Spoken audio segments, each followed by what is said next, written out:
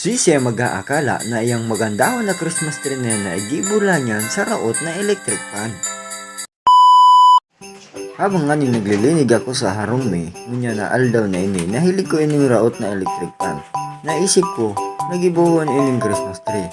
Kaya ginakudan ko lang ini mula sa taas, asin pa baba na maghugis ning garo Christmas tree. Madali una nga ni ang pagibo ka ning Christmas tree na ini yung mga padimen, kaya kayang-kaya nindo ang arugon ini yung ginigibo ko. Nagamit lang pala kita dyan ng anong nagakod mga kapadimin.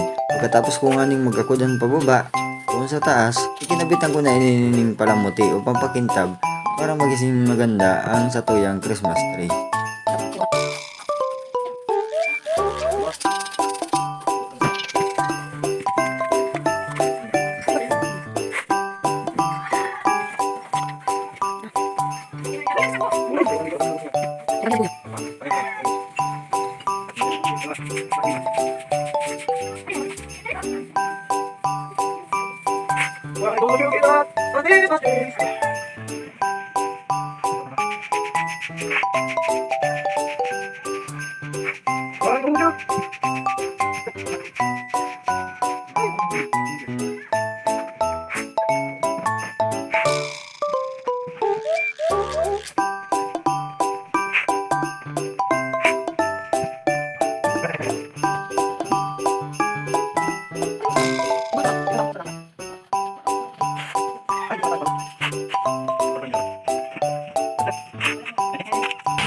At pagkatapos tanganing makaagan sa tuyang mga pampakintab, ikinaag ko na sa tuyang Christmas light para magayon ang liwanag kaninyo pag abot ng banggi. Kaya kamo mga kapadimin, kung ikaw kamo route dyan ng electric fan, then hindi pag itatapok.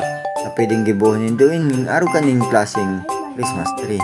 Basic na basic lang mga kapadimin. Walang kagastos-gastos. Makakagawa ka na ng napakagandang Christmas tree. Thank you for watching mga kapadimin. Sana po ay may natutunan kayo. Don't forget to follow, like, and share my video. Salamat po.